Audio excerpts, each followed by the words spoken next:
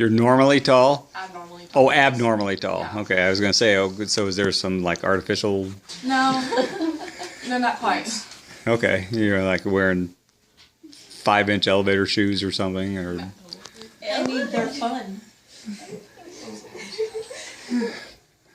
Okay, that's what we call them in the 70s. All right, don't make fun of me. On July 20th, 2012, James Holmes walked into a movie theater during the screening of The Dark Knight Rises. He opened fire and killed 12 people and injured 70 more in just a few minutes.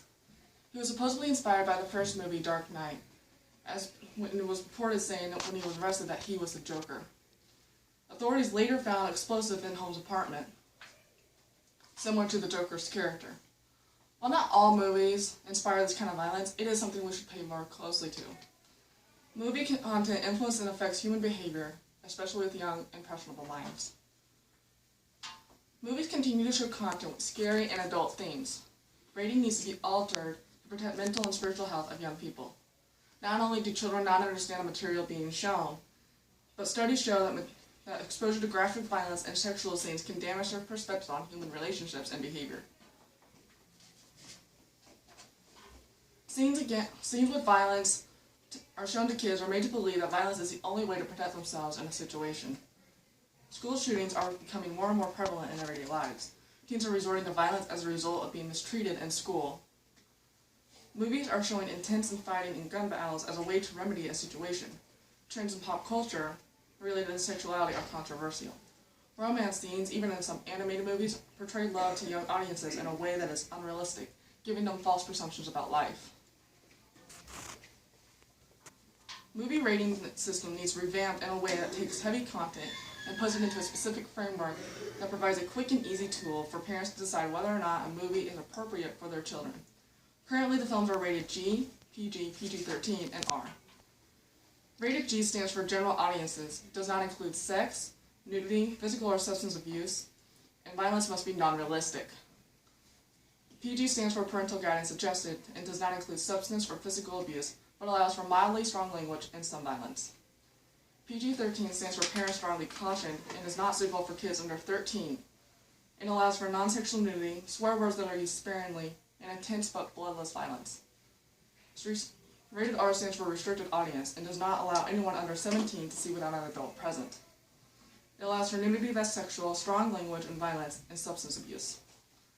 The solution to this problem is a three-step approach.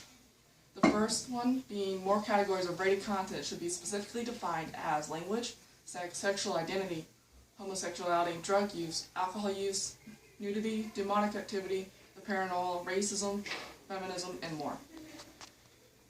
Secondly, the frequency and emphasis of these topics should be edited to be more strict than the current system.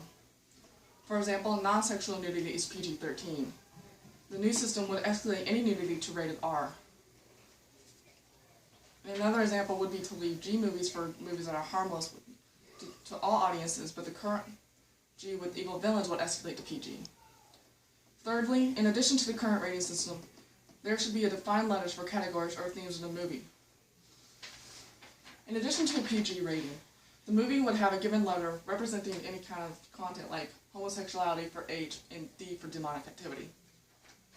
If we change the system in this way or a similar way, parents will have a quick, reliable tool to guide them and children will be protected from mature and harmful content. Putting in a new system begins with gathering support of like-minded people.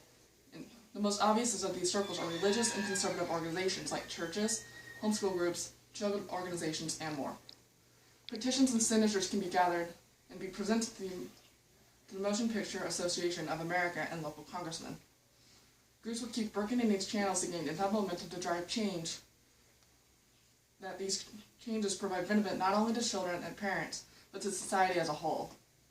While Hollywood may not share the moral values of Christians and conservatives alike, they do want money.